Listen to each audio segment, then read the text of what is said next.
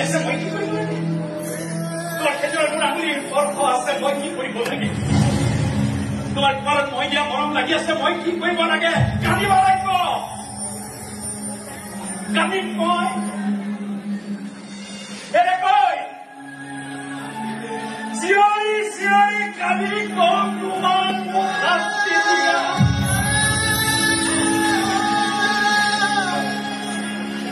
মোক শাস্তি দিয়া তোমাক শাস্তি দিয়া বেছি দুৰ্বল হৈ যাওঁ বেছি দুৰ্বল হৈছো